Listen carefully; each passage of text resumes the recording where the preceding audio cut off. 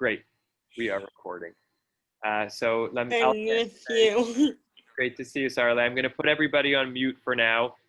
So we'll hopefully be able to hear me best. I'm having And fun in my program. I'm so happy, Saralea. Everyone may want to know that Saralea started an amazing program this week called Hamaspik Stars. Did I get it right, Saralea? Hamaspik Stars. And it's going to be a really, really amazing year and beyond. So we're very excited about it. Look forward to hearing more. I'm going to put everybody on mute. And I miss you. You too. Okay. So welcome again to our Elul and Tishrei learning series. The bulletin listed a whole host of classes that are starting tonight. If you have questions about high holiday programming and offerings, don't hesitate to reach out to me or anybody from the rabbinic team. I want to highlight one thing that we're offering, which those who are close to Riverdale should feel welcome to avail themselves of, which is a sign-up opportunity for half-hour slots of personal time in the main sanctuary. For many of us, that space is a very meaningful spiritual space, whether there are others in it or not. And in this case, even without the blue chairs in their regular layout, which actually feels to me like one of the pieces of the feeling of the space.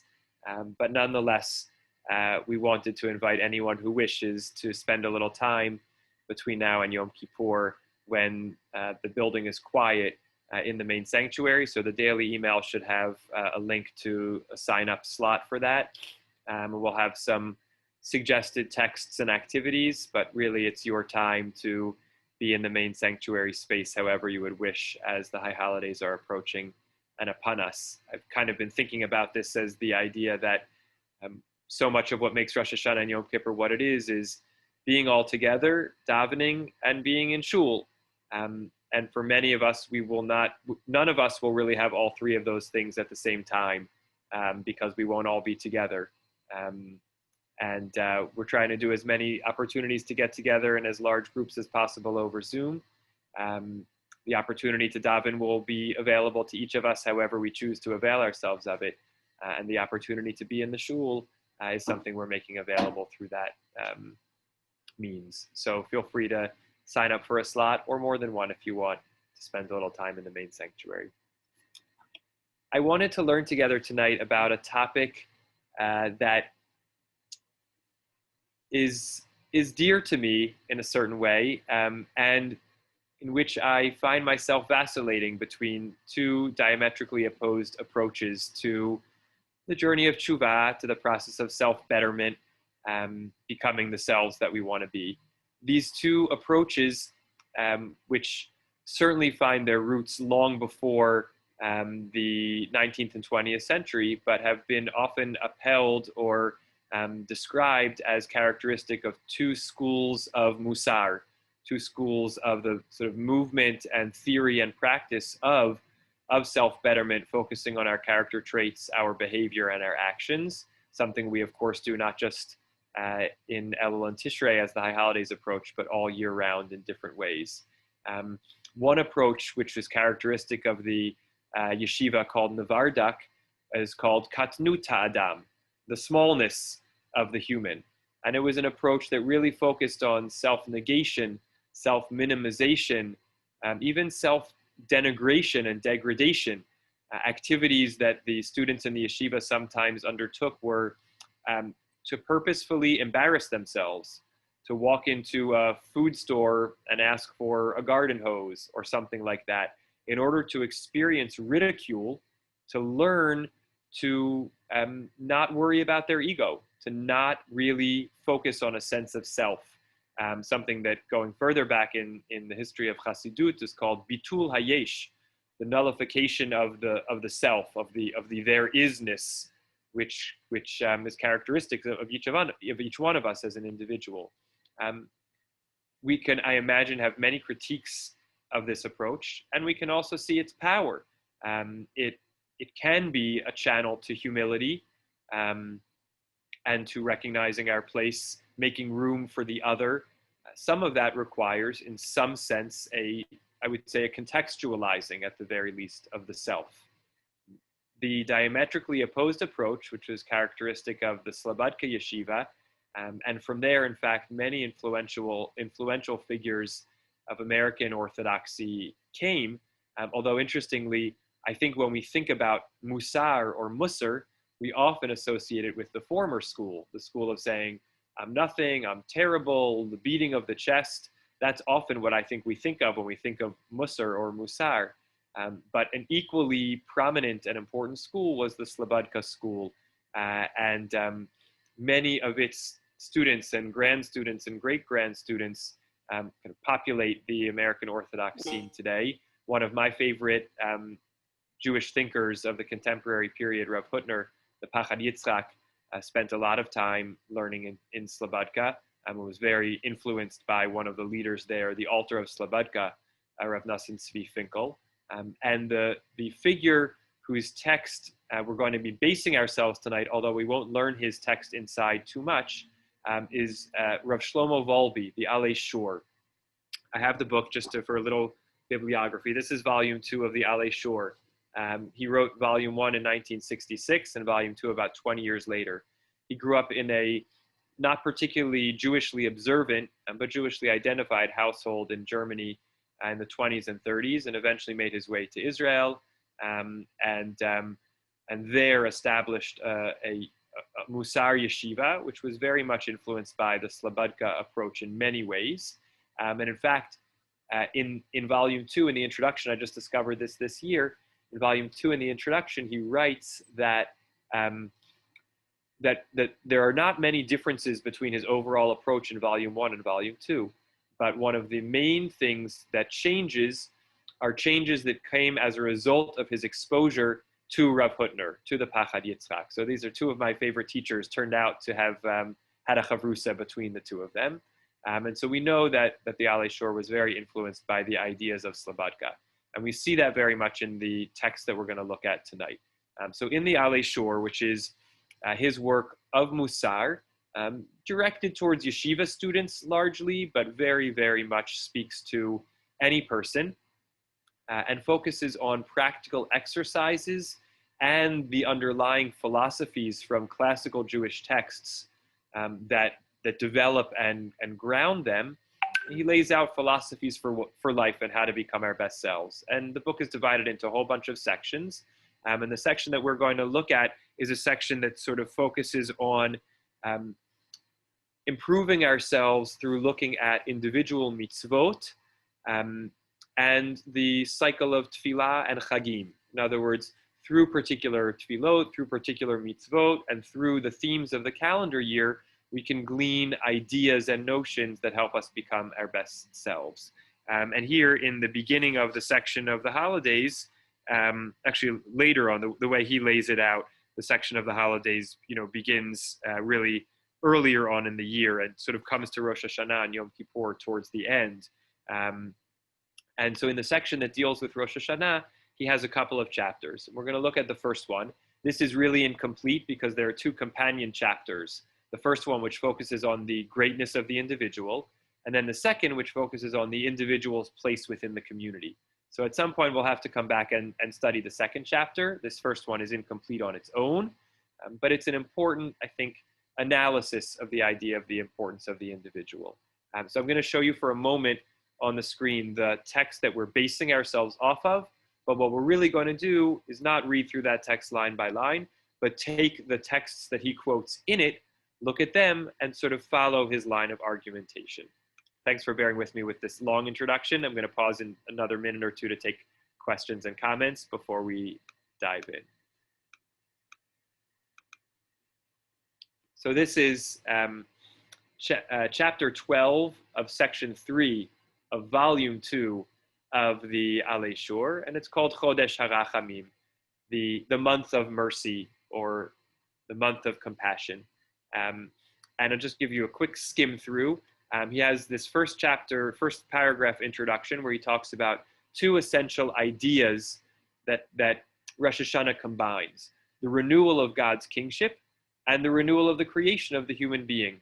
And in essence, we have to prepare for and ready ourselves to embrace both of those ideas in advance of Rosh Hashanah.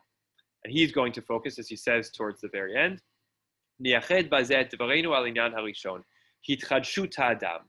thing we're going to focus on in this chapter is the renewal, the recreation of the human being. What he does is divides us into two sections. Aleph, where we've gleaned a bunch of texts that he quotes from onto a source sheet, which I'll share with you in a moment. He develops the idea of Rosh Hashanah as truly a day, and the judgment of Rosh Hashanah as a day which is actually about lifting up and emphasizing the power of the individual. And he proves that through a series of texts and kind of develops the idea. And that takes him to the end of section 1, where he differentiates between what he calls Stam Adam, the regular old, nondescript, indistinguishable human being, and Yachid, the true individual, the person who stands out and is unique and different from every other, and argues that part of the work of Rosh Hashanah is to cultivate our Yechidiyut, which I want to very, very significantly translate as individuality and not individualism, or individuality and not individualism, right? We can argue that Western culture has lifted up an idea of individualism, which is really about putting the person above the community or the collective. And as I said at the outset, he really holds those two ideas, the importance of the individual and the importance of community. So individuality is not individualism. It's not, I matter more than the whole group. It's, I matter because I am an I. I am a unique person. I am a Yachid. And that's something I need to delve into, embrace, and lift up. That doesn't make me more important, nor should I prioritize, in some sense, myself over the community. That's a separate discussion. But first, I have to recognize and lift up myself as an I, the Yachid, as opposed to the Stam Adam, just the nondescript individual. And then in Chelek Bet, in part 2, what he does is offer a few suggestions about what could we practically do to cultivate that sense of individuality and selfhood, the unique individual within us. And we'll collect some thoughts and ideas about that before we look at his. Okay. Questions, initial thoughts or reactions? You can unmute yourself. Should be able to unmute yourself, or you can give a little hand wave or hand raise to comment. Yep, Dad, go ahead. So I don't know if you can read this. Let me get closer. This came from Beth Tefillah in a mailing from Rabbi Wolberg. So it's a card, and it has one side says, "The world was created for me." And if you turn it over, it says, I am dust and ashes. Yes. So that's the flip side of what you were talking about. And, you know, I guess you take it to shul or you keep it with you in your machzer. And depending on how you feel at that moment, you turn it over to look at the other side. Beautiful. You know, to kind of bring you in the middle somewhere, I guess. Beautiful, beautiful. I can't remember off the top of my head now who it was that actually said that a person should, one of the Hasidic masters, whether it was Rav Simcha Bunim or a different Rav Simcha Zissel Ziv, I don't remember now who had that teaching that a person should actually carry in their pocket two different pieces of paper. This is two sides of the coin, which is also, or two sides of the card, which is also beautiful. Indeed, I appreciate that idea, of course, of not overly prioritizing necessarily either of these two schools, the Gadluta Adam or the Katnuta Adam. I think in some way, my impetus for lifting up tonight this one side is the sense that, as I referenced at the outset, maybe we've been hit over the head too much with the other side, the Anochi Afar Va'efer, or so other people tell you. It's interesting, of course, these are things we say about ourselves. It's not our job to say them about anybody else. Perhaps we've been told too many times that we are dust and ashes. And so I think the Gadlut Adam is an important thing to lift up. But yes, I think a dynamic balance between the two is very much important.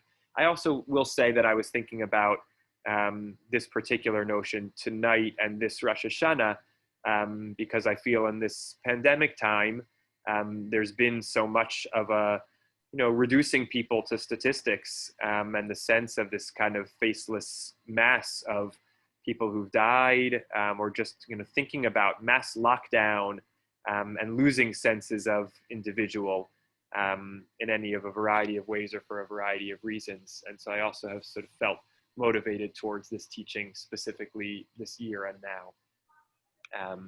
Other questions or comments before we look at some of the text? Okay. I hope everyone could see, by the way, I think it actually worked to spotlight me and my dad at the same time while he was talking. That was fun. Okay. I'm going to share now the source sheet that I want to use to make our way through. So again, these are all sources which Rav Wolbe, in the chapter which I showed to you, works his way through. And he begins with this one. Some of these may be familiar. They're classic Rosh Hashanah texts, and also classic texts about the power of the individual. So the first, Rosh Hashanah kol ba'ei ha'olam ovrin lefanav kivnei maron. This is a quote from the Mishnah in Rosh Hashanah. On Rosh Hashanah, all creatures pass before God, like Bene Maron. I can edit in real time here. Like Bene Maron. Okay, what are Bene Maron? That's the question the Gemara wants to answer. Of course, we recognize as well that in the Untitled Chapter, kol ba'ei olam yavrun lefanecha kivnei maron, all who come, pass into the world, will pass before you on this day, like Bnei Malone. That beautiful liturgy is essentially a paraphrase, a near verbatim quote of the Mishnah. So when we sing those words in Untitled Chapter, we recognize that they were not a more contemporary liturgical composition, but it's really a quote from this line in the Mishnah.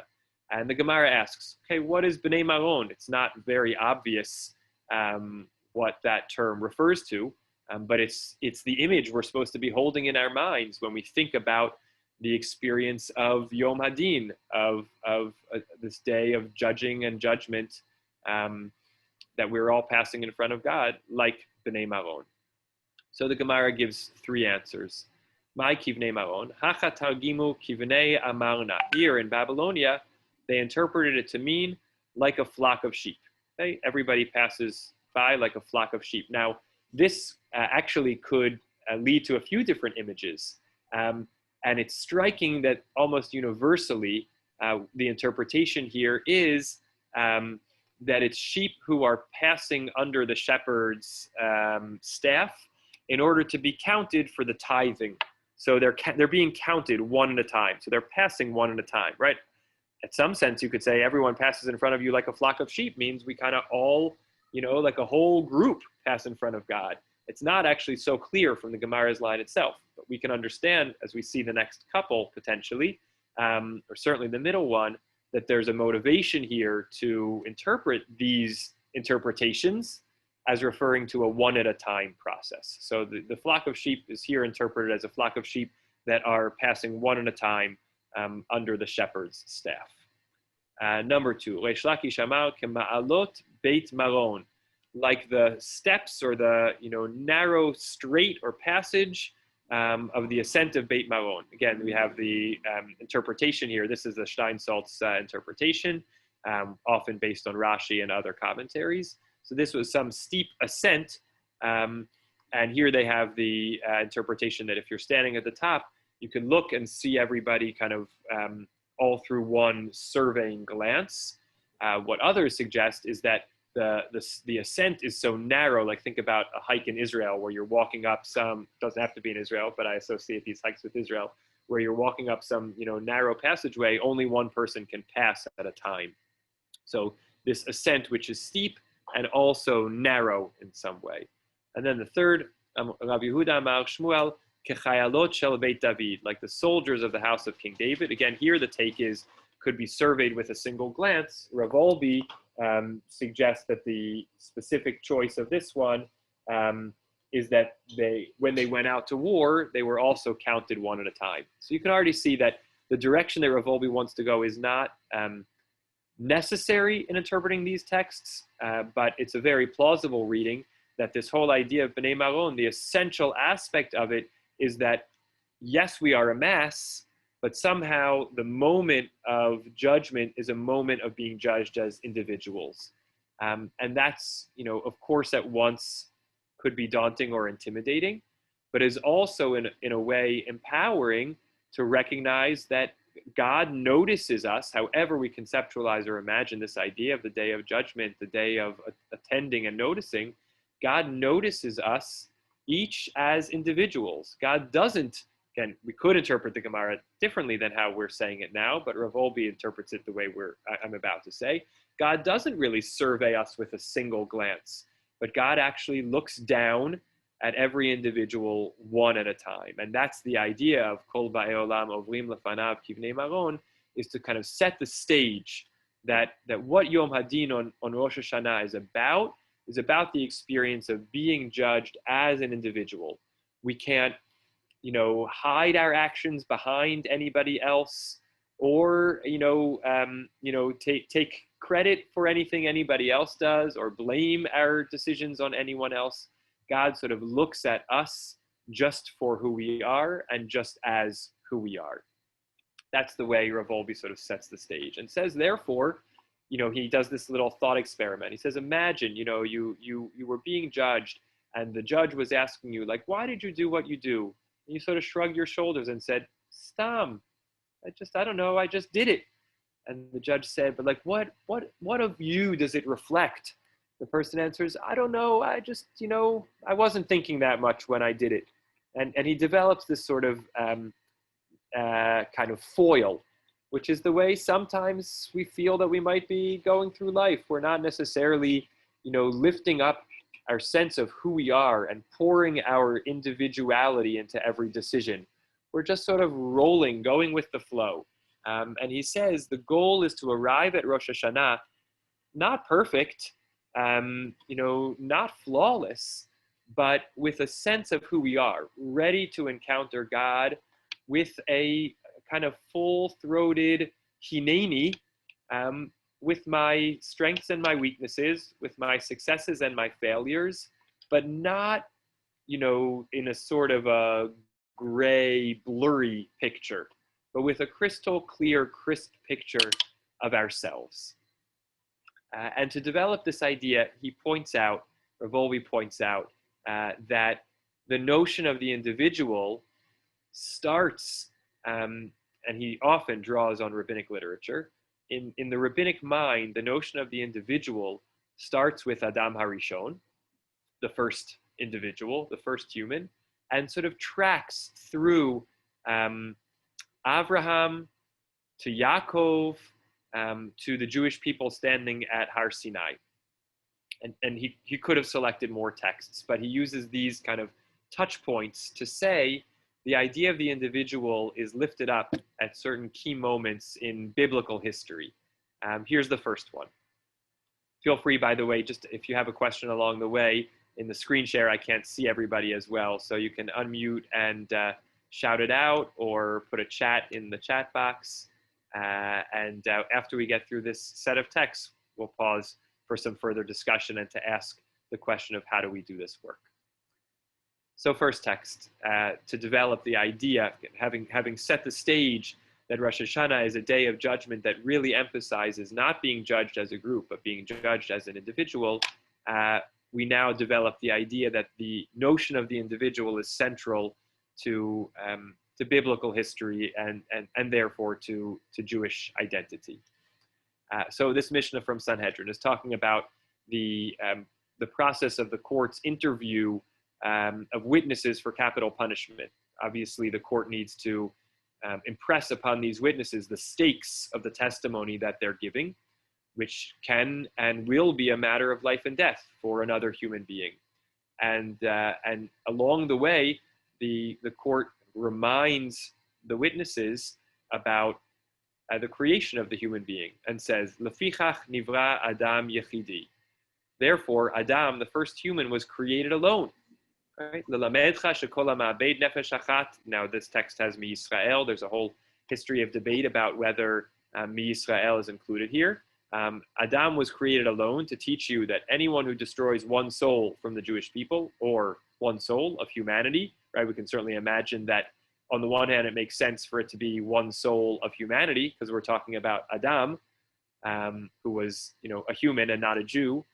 On the other hand, we could imagine emphasizing the Jewish people because this is in the context of Jewish court proceedings.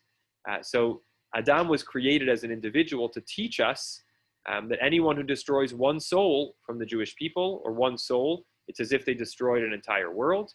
And anyone who sustains one soul, it's as if they sustained an entire world. So that's point number one. This is a text, by the way, which is central to Rav Yitz Greenberg's theology and philosophy, a philosophy of the human being, our uniqueness, our diversity, and our infinite worth.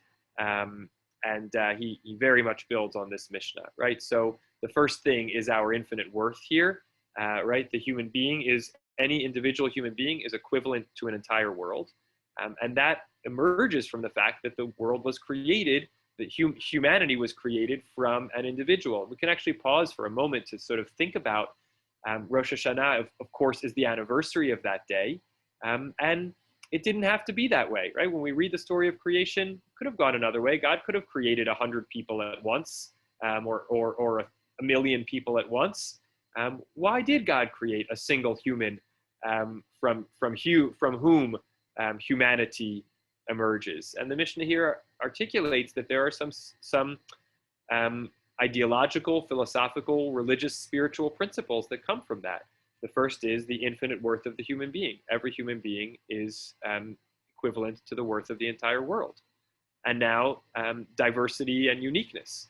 This also serves to tell of the greatness of the Blessed Holy One, right? We actually learned something about many things, but we learned something here about the uniqueness of God as a creator, which is Sha'adam tovea kama matba'ot bechotam echad, v'chulan domin ze lezeh.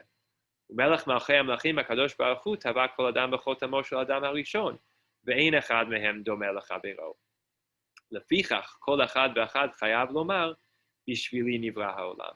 God is an incredible artisan and creator, because when a person creates a template, a mold, and then makes a bunch of coins out of that mold, they all look the same.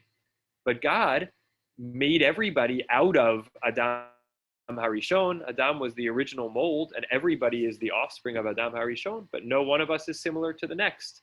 And then we sort of sum all this up with the point that we are obligated to say, Chayav lomar bishvili nivra ha'olam. The world was created for me. I'm going to switch for a moment here to the way Rav Wolbe unpacks this text.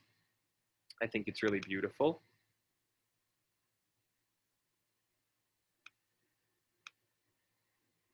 After quoting the text, he says, Harei Adam Harishon Nivra Yechidi, right? The first human was created Yechidi, quoting the Mishnah here. V'yichudiyut zo hi nachalat kol bnei ha'olam. This individuality is indeed the heritage, the inheritance of every single person in the world. Adam ha'malet inyan yichudiyuto al dato tzarich lehizdazeya. A person who lifts up the idea of their uniqueness, really brings it to the forefront of their mind, should tremble. And the trembling here, I like the image of the trembling. It's not a trembling of fear. It's really a trembling of awe and wonder. Harei mikol bnei ha'olam ha'chayim achshav ein af echad hadome lo. I'm actually going to speak this out in the first person. Out of every single person who is alive right now, there is no one else like me. Mikol bnei ha'olam shechayu me'adam harishon ad hayom lo haya echad shehaya dome lo. From every single person who lived from Adam until now, there was no one like me. ועד סוף כל הדורות לא יהיה אף אחד הדומה לו באותו הרכב של כוחות tchunot, sgulot, ma'alot v'cheschonot. And until the end of all generations, there will be no one like me with the same composition of strengths, qualities, unique capabilities, good attributes, and lacking shortcomings, weaknesses, or challenges. Lefichach kol adam hu yichidi. It's true that every person is a unique individual. Ad shu chayav lomar bishvili nivra ha'olam. Until one really feels that kind of requirement, that urge to say, the world was created for me. I am a unique product of the world. And I think, I don't know, it's an exercise, in line with that little card that my dad showed at the beginning. It's really an exercise worth engaging in. What does it feel like to actually say those sentences, quietly, but especially aloud? Nobody alive right now is like me. No one who was ever created until now is like me. And there will never be anyone like me. It makes me feel good, and it makes me feel empowered, and it makes me feel challenged, positively provoked to make something of the uniqueness of myself. The likes of which, again, it's so important to emphasize here. It's not about better or worse. It's truly about uniqueness and what that invites us, therefore, to do and be by way of embracing our full selves, also by way of not needing to feel like we need to be like anybody else. We weren't made like anybody else. We were made to be ourselves.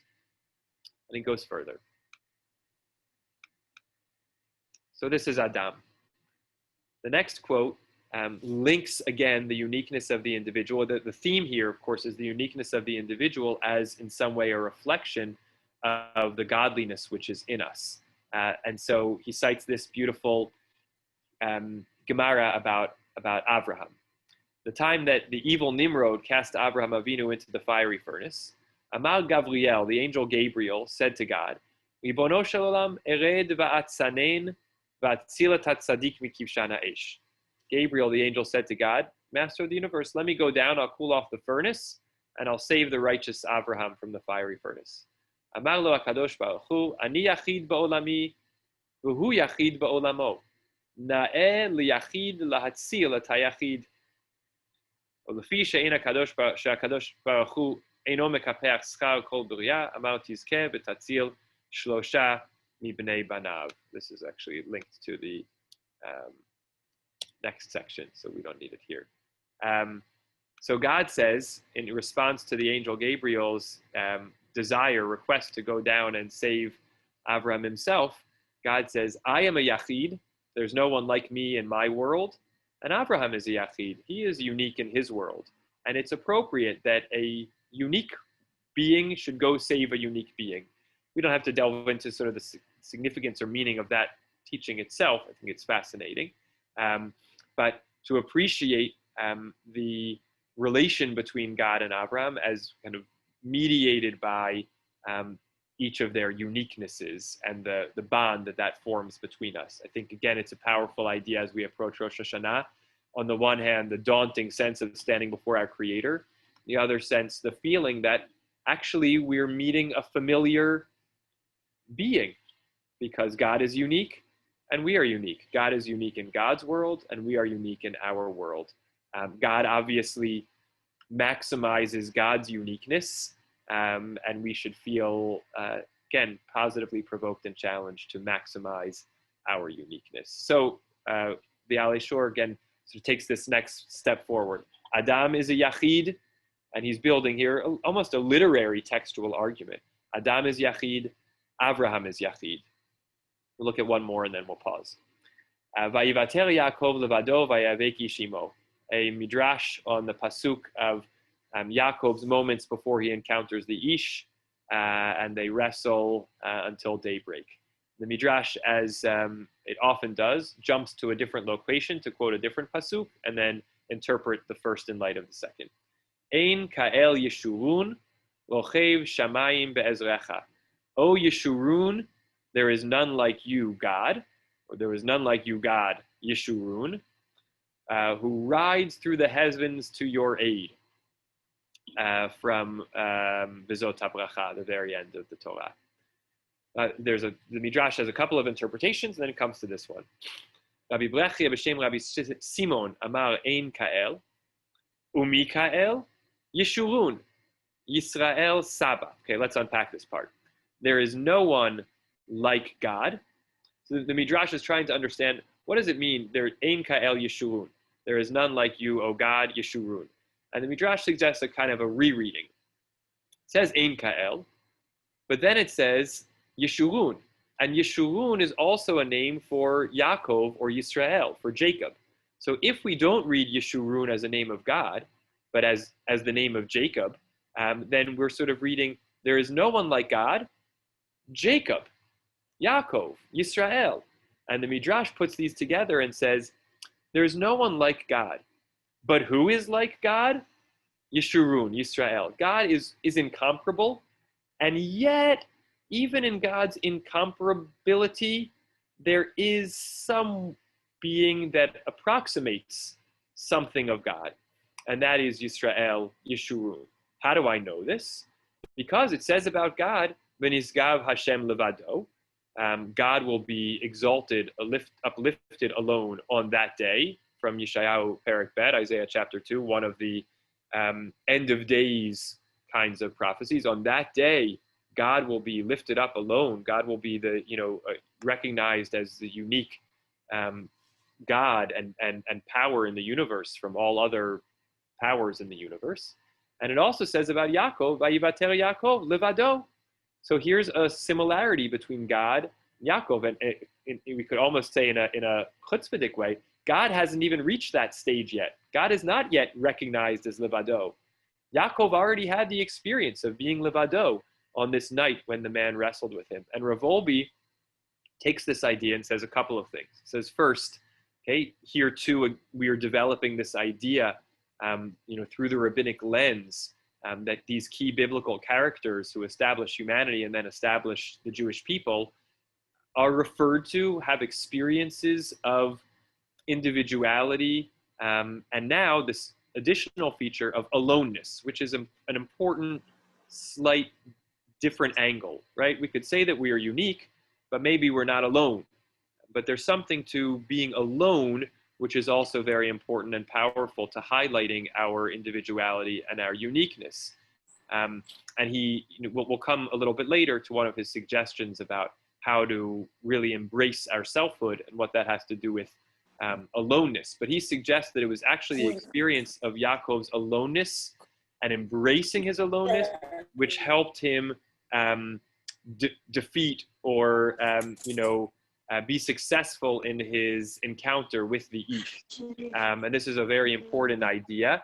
For those who've read Rav Klitzner's work on wrestling Jacob, I think he very much develops the idea that in his moments of encountering the Ish is actually a kind of a near culmination of Yaakov's process of becoming himself. Actually, that book is a great read for this time of year, for really about wrestling with our identities and becoming ourselves, which is the thing we most need to become. And when we become ourselves, we're able to kind of reach new heights. So, with the backdrop of Rav Klitzner's reading of this whole narrative, which is about Yaakov really becoming himself, we can understand Rav Wolbe's idea that when he becomes himself is when he's really able to then encounter the Ish and kind of succeed in his wrestling with the Ish. This is sort of good pausing point. I'll just mention the last text, central text that Rav Wolbe quotes that I didn't include here, is the Ramban in his commentary on Matan Torah, where the Ramban points out that Exodus chapter 19, which is the sort of lead up to Matan Torah, there's a lot of language of speaking about Am Yisrael in the plural. Atem v'yitem li segula, you will all be a treasured nation. Esa etchem al kanfei nesharim v'avi etchem elai, I lifted you on the wings of eagles and brought you all, the third person, plural, brought you, second person, plural, brought you all to me. But once we get to the actual revelation at Har Sinai, in which the 10 utterances, the Aseret HaDvarim, 10 commandments are given, all of a sudden God speaks to Bnei Israel in the singular, right? Anochi Hashem Elokecha, lo yeh lecha Elohim acherim, kabed et avicha ve'et imecha. We're suddenly addressed as individuals. There's lots and lots of interpretation around that idea, but the Ramban says it's to understand that the covenant at Har Sinai and the revelation of God and the system of mitzvot is given to us as individuals, and we have to relate to it as individuals. Yes, we have a collective national experience of what it means to be a Jewish nation, but actually the moment of Matan Torah, God spoke to each of us as an individual, and therefore our relationship with God as descendants of Adam Harishon, as human beings, in a broad Jewish sense, as the descendants of Abraham and Yaakov, and then also as individuals who enter into the covenant as Am Yisrael, as participants in the system of mitzvot. All of those experiences are experiences in which we are recipients of a tradition of yechidiyut ulevadiyut, of individuality and aloneness, singularness, singularity. And as we approach Rosh Hashanah, it's the embracing of that idea, again, with Rosh Hashanah as the anniversary of the creation of the individual, not just the creation of the human, but the creation of the individual. It's incumbent upon us to really embrace that sense of self and lift it up. I want to pause here for questions, comments, reactions. What do you think about this developing argument of Rav Wolbe's, number one? And number two, do you relate to this idea? And maybe number three, feel free to address any of these or anything else you want to share. How do we do this work? How do we actually concretize, reflect on, enter into the journey of relating to and lifting up ourselves as individuals? Lots of questions. Would welcome your thoughts. Hi, Stephen. It's Benji. Hi, Benji. I was just struck by the two examples of Abraham and Yaakov and where they encounter their singularity in the midst of extreme challenge and trouble. And that's kind of our experience in this day too. We can, getting to your point about how do we get into touch with our singularity, it seems like it should happen in a time of trouble. Like that's when we can focus on, just ourselves. We're not beset by, the challenges of the community. We have our own personal challenges. So I thought that was kind of interesting, but I also felt like the mission in Rosh Hashanah was a bit of a counterpoint to that, because they were, yes, focusing on the singular, but it was all within the context of the group. So you have the group of sheep, but they're maybe being counted separately. You have the group of people ascending the slope, but they're maybe being picked out separately. And you had, what was the third example? The soldiers that are being counted, but they're being counted kind of amongst themselves. So it's kind of an interesting interplay. I don't know what you would say about that. Is it specific? Is it the only way you can encounter your singularity alone, or is it also possible to encounter it amongst, the group? Beautiful. Thank you. I think the question is an outstanding one, and my instinctive answer is, of course, yes. Both are possible and important, and I love how you highlighted them. It is very interesting that the texts about Abraham and about Yaakov are in moments of kind of individual crisis and challenge. And I do think we certainly may have the experience that facing adversity brings us into a deeper sense of ourselves, whether, again, strengths or weaknesses, or just the sense of, even with support, we ultimately face challenges that are personal challenges. We face them alone. Even with people around us helping us, we have to navigate them ultimately ourselves. And so we come into a deep sense of self when we encounter adversity. I think that's totally true. And again, agree very much with what you pointed out on the Mishnah and Rosh Hashanah, the sense that there is a way in which our identity, is clarified. I was going to say this.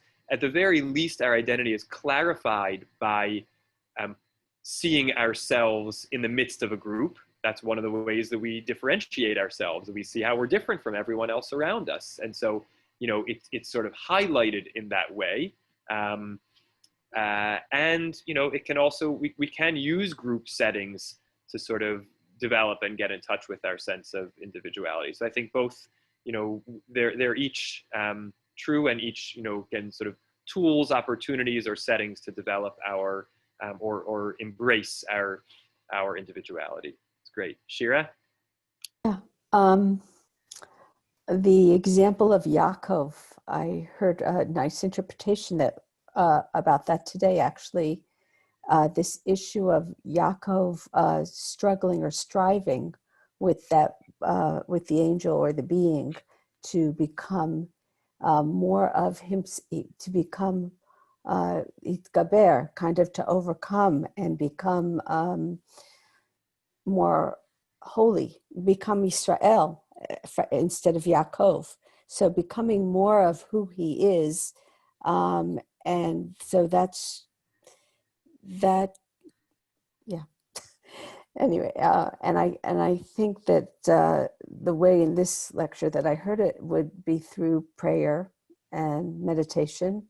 I mean, in terms of expanding on that self, on that singularity or individuality or the larger personality, and becoming holier than just his individual personality, and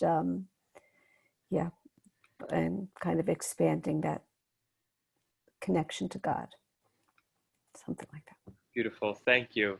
In particular, I think I'm just focusing on the very last thing you said, which is that the connection to God, to what extent that was a sort of piece of the journey from Yaakov to Yisrael. Certainly in the name, God then becomes incorporated, and to the extent to which the becoming his whole self was sort of clarifying who he was, that then made more room for that relationship with God. Because I think it is an interesting question. What is that, what is that expanded sense of self? Does that have to do with then relatability to others, or just a fuller understanding of ourselves? In the last text, we'll see a little something about that idea of, working the inner work to become our full selves, and how that actually maybe counterintuitively makes more room to actually relate to others. I think that's a powerful idea. Thank you. Other thoughts, reactions? Vivian? Go ahead. I was thinking that there's a certain amount of individuality involved in which group you join, and which group stimulates you to become conscious of yourself and be more aware and approach God from that standpoint. So there's a choice there too. And you express your individuality very often by which group you join. Beautiful. Yeah, one way to think about, one way to sort of bring together a little bit of these ideas of the individual and the individual within the group, based on what you said a little bit, Vivian, I'm kind of thinking about Venn diagrams, right? And that we are actually the unique intersection of hundreds, thousands of Venn diagrams where we bear similarities or affinities or affiliations or allegiances, identifications with different groups of people or ideas, but nobody is exactly all of those overlapping groups. So we might share, a bunch of affiliations or identifications that we have in common with others, but ultimately, when you put all the circles on top, there's one little dot where all of our affiliations combine, which is one way of thinking about who we are. And so there, it's our collection of commonalities with others, which is also still unique. And so the sort of the group, the set of things I identify with and am like or relate to is one way that we connect to others, but our unique set of them is part of what makes us unique. I love that idea. Others? More thoughts? Dad? I'm just wondering how this year is going to be different. Up until last year, I davened with hundreds of people on Rosh Hashanah and Yom Kippur. You know, just a mass of people. And I don't see anybody really doing that this year. Maybe 100 people, maybe 30, maybe 10. Is that going to be easier this year to get a sense of my identity, my uniqueness than it has been over 70 years or whatever? Great question. I hope you'll tell us afterwards. Yeah, it's certainly one of the things I'm reflecting on as we approach this Rosh Hashanah is how that will feel different to be in smaller groups, what that could bring out, what will be new about that experience. So that's an opportunity to reflect for those of us who will be in small in-person groups. And of course, for those of us who will be in our homes, it will be another different form of experience, certainly more directly individual. And I can imagine that will come with challenges and opportunities, without a doubt.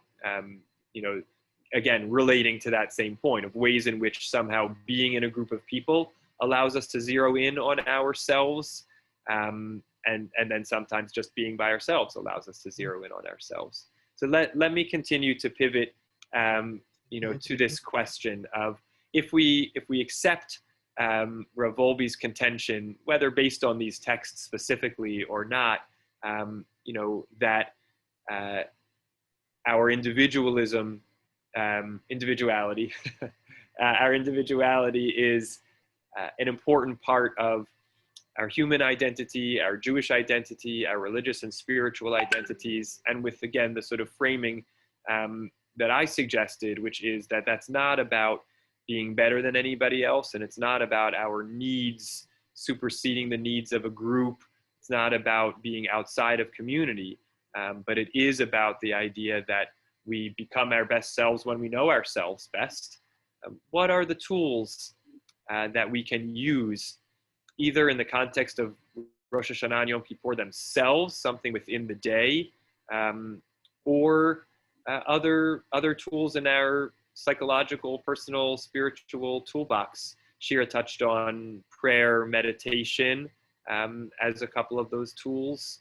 What are other ones that might resonate with us that we could use in this season if we're holding out as one of our goals that when I arrive on Rosh Hashanah, I want to know myself a little bit better, and I want to see the importance of me as my unique self. I want to, you know, not feel embarrassed to say out loud, there was never anyone like me, and there will never be anyone like me, and I should be my full self. If that's a goal we have going into Rosh Hashanah, because our encounter with God will be all the more fruitful, and because that's a central idea in Jewish philosophy and Jewish spiritual belief, what are some other tools that we can use to achieve it and grow in it?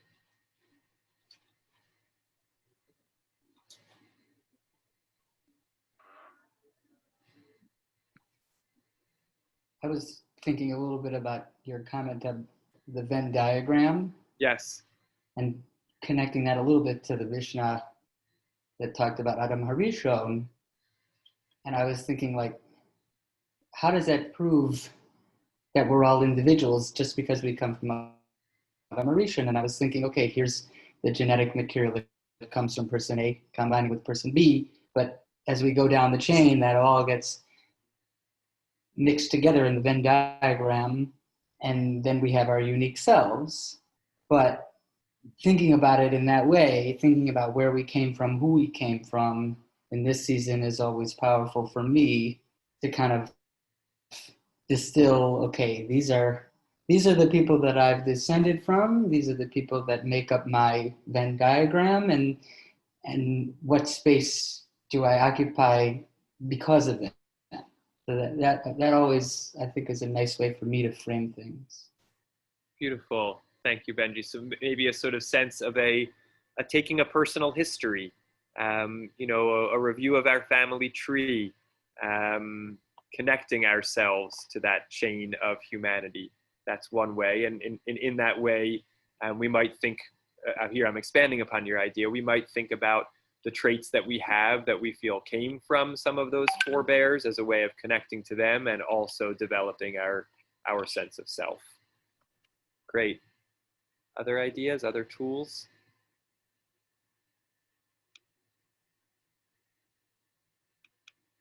Let me share with you the ones that Rav Wolbe offers us. So this is now on to Chelek Bet, to part 2, where he says, "Hayotze midvareinu hu," right? What emerges from what we've argued in part 1 is Ki haragaim shebahem aleinu la'avor lefanav kivnei maron. That in those moments when what's incumbent upon us, or what happens to us, is that we pass before God like those Bnei Maron. Dorshim hachana rabah. Those moments demand of us a great preparation. Ketzad nihiyeh adam yachid velo stam adam. How will we really inhabit the sense of who we actually are, which is the individual and not just the stam adam, the nondescript human? And he offers 3 suggestions. This is very characteristic of Rav Wolbe. And here, again, the context is this is a Musar teacher who's focused on practical actions that fit into our everyday lives. And his target audience is yeshiva students. So not all of these will speak naturally to us, but their application is potentially useful. The first one, he says, when you learn Gemara, Rashi, Tosfot, okay, as you're going through your regular Gemara study, בשום אופן אין לרמות את עצמו לחשוב שכבר הבין. כי הבנה ייחודית נוצרה רק אם באמת מבינים באופן ברור. Don't deceive yourself into thinking that you actually understood it, because your individual understanding is created only if you truly, truly have a clear understanding. I actually love this idea, which is there is no one understanding. Because we're all different human beings, the precise way in which we will receive and digest and internalize a text will be different than every other person. So even if someone is teaching it to us, until we have a grasp of it ourselves, we haven't fully learned it. But for him, it's not just that point. It's not actually just about the learning. It's that I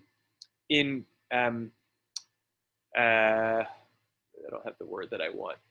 But in sharpening and cultivating our way of learning and understanding, we actually get in touch with our sense of self, right? So, I do this sometimes. I read and I sort of say, yeah, okay, it's that thing, it's that idea, it's that text.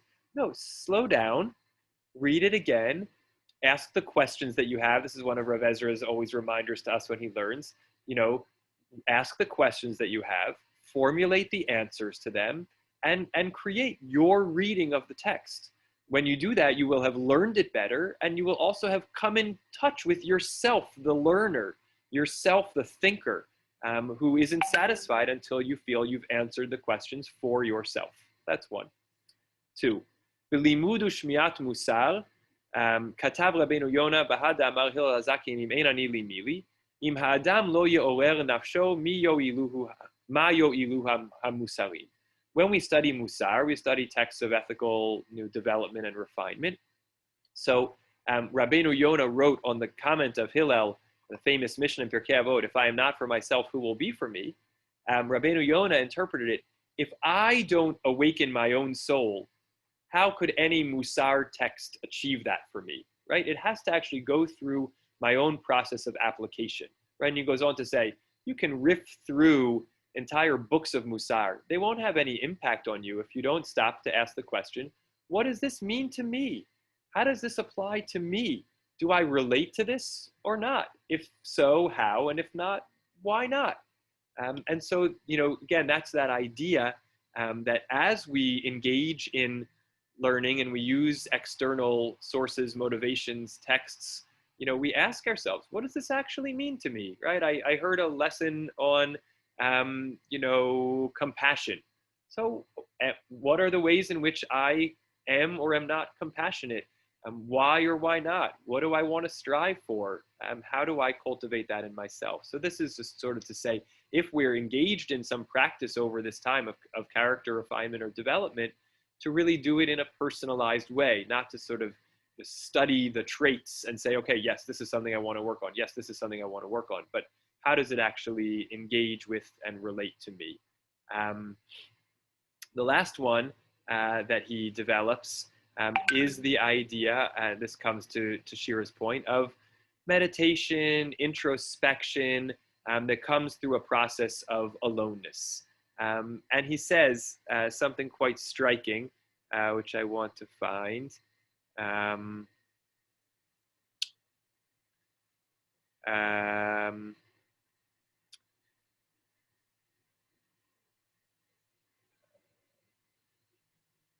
on. Here, this is the line. Yachid ba'olamo sameach kshu yachol liyot sha'a im atzmo. Right, a person who has truly cultivated their sense of self is happy to have an hour with themselves. Now, I fully recognize here where, this has been such a time for some of us of such extreme potential aloneness, right? We may have had more time than we really wanted to be alone with ourselves, right? This has been a season of unusual isolations, quarantines and things like that. But under normal circumstances, with all the busyness of life, time by ourselves is something we should rejoice and celebrate. If we find ourselves struggling with what to do with that time or in that time, or feel ill at ease or want to run away from times of being alone, maybe it's a signal to ourselves that we are uncomfortable with ourselves, that we are ill at ease. We haven't sort of found, located, or made peace with our full selves.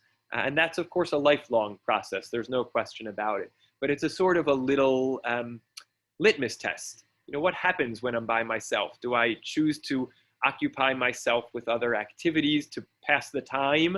Or do I sort of relish the opportunity to just be and, dive into my thoughts, relate to myself?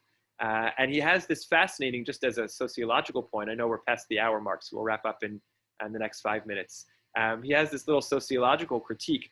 Zohi hatzara hagdola shel bnei hayeshivot hamitchanchim shanim rabot bepnimiyot. This is one of the great,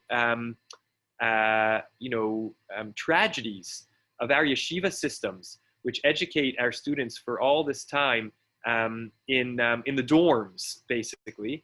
And there they are found all the time, just kind of free translating here, amongst the, these big groups without a moment of solitude. And they actually run the risk of entirely losing their senses of self, and losing out on the opportunity to develop into, individual, independent human beings, right? What a tragedy, what a pain how painful it is to see these precious B'nai Torah, she'ein lahem shum nekuda yichudit, who don't have a sense of self. Mamash, this goes to Benji's point, B'nai Adam she'ein lahem historia, people who don't have a sense of their personal history, of where they've come from and who they are. Acherim hitvu lahem kol ma'alach chayehem. Other people charted out their entire course of life. Hashem yishmerenu mimahalach chayim zeh. God should protect us from such a course of life, right? We actually have to make room in our systems of education. Yes, we have goals and a vision and maybe a path that we want to set people on, but we have to give them room to become themselves. We have to give them time and space to be alone and get in touch with themselves. And here he quotes, and this is the last source on the source sheet, but I'll just share it with you here. He quotes a passage of something that was found in one of the writings of the Arizal, who says that a person who is a full-time student of Torah should try not to waste a minute of that learning time. Ach yom echad min hashavua, but one day a week, and he doesn't say how much time within this day. One day a week, yitrachek mi bnei adam, they should distance themselves from other people. V'yit boded, and they should be alone. Beino levein kono, alone with themselves and their maker. V'yit kasher machshavato bo, and link up their thoughts to God. Ki'ilu kvar omed lefanav biyom hadin, as though they are already standing in front of God on Yom Hadin. And by the way, it's not clear to me whether that Yom Hadin is Rosh Hashanah Yom Hadin or the day of judgment at the end of life. But either way, we want to have these moments being alone and being connected with God as though it was our moment of actual, ultimate encounter with God. V'yidaber le'Elokim yitbarach, and speak to God. Kasher yidaber ha'eved el rabo uben el aviv, like a servant speaks to their master or a child to their parent. Obviously different metaphors, and both come into play very explicitly over the season of Slichot and Rosh Hashanah and Yom Kippur. Harei gam hatshuva latalmid chacham letzuya behitbodedut davka, right? Even the scholar, even the Torah scholar, is prescribed by the Arizal to spend time in this process of hitbodedut, of aloneness, and then aloneness with God. I think there are actually two steps to that process. He kind of puts them very close succession and relation, but I think there are two steps to that process: aloneness with ourselves and aloneness with God. So these are some of the tools. For some of us, speaking in that alone time can be helpful. Speaking out loud, journal writing. Sometimes it's conversations, even as much as the individual process is important. Sometimes it is conversations with a spiritual chavruta that can help us do that work. Maybe it's, writing out lists of our character traits, lists of things we like and things we don't like. One prompt that I found powerful, I only do it some years, is to actually write a list of the places I've been that year. And I try to construe that as broadly as possible: geographic places, rooms, moods, spiritual states, but to try to track out my journeys over the year as another way of kind of almost from the outside then relating to myself. Where did I go this year? What did I feel in those places? And how does that help me identify, relate to myself as who I am? I hope that in our time together, we got a chance to get a little bit acquainted with the Alei Shur and a piece of his approach. Again, as I said, this was really only part 1 of 2, although we might not get to do the part 2 together anytime soon, which is once we establish that individual, we of course see ourselves as part of a greater community. And we already alluded to that a number of times tonight. But to see his approach laying out through taking us through a series of classical Jewish texts, the idea of lifting up the sense of the individual from a Rosh Hashanah context, that's kind of part and parcel of what the Yom Hadin looks like, is it's grounded in our individualism, individuality, then tracking from Adam to Avraham, to Yaakov, to Matan Torah, to see that idea of Yechidi and Livado, of individual and of alone, sort of central to the character of these people, and the philosophy that emerges from their foundational identities, formative characters. And then to sort of ask the question, how do we actually do that work, which is trickier and harder, but to really try to inspire ourselves, to get to know ourselves and get comfortable with ourselves. Again, I want to emphasize that piece. This is actually not the work of perfecting ourselves. That's a different process, a related process, but a different process. I think that the Alei Shur would argue that they can run in parallel, but in certain ways, this one is a prior process, just to get to know ourselves. And that if we show up, we shouldn't expect to show up on Rosh Hashanah. We can't show up on Rosh Hashanah perfect. But if we show up on Rosh Hashanah, a sharper image, a crisper, clearer sense of ourselves, we may be more ready to relate to God, and we may be more ready to embrace the work of the year ahead. Yes, beautiful, Shira. Self-compassion as another term for the work. Any last thoughts, questions, comments?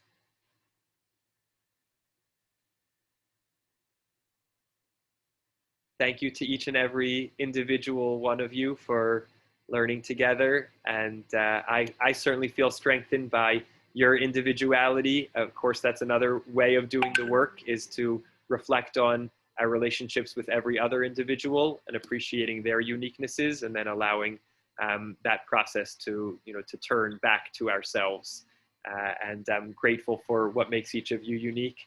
And coming back to the thing my dad said earlier, whether we will all be in the same room, I know we won't all be in the same room on Rosh Hashanah, but I will try as hard as I can to engage in the exercise of not just thinking about myself, the individual, but holding each other individuals, coming back again, as Benji pointed out, to that very first text, the individual who is of course also the individual sheep amongst the flock of sheep, the individual soldier amongst the soldiers, the individual hiker climbing up the ascents of Beit Maron on that hike with each and every other one of you.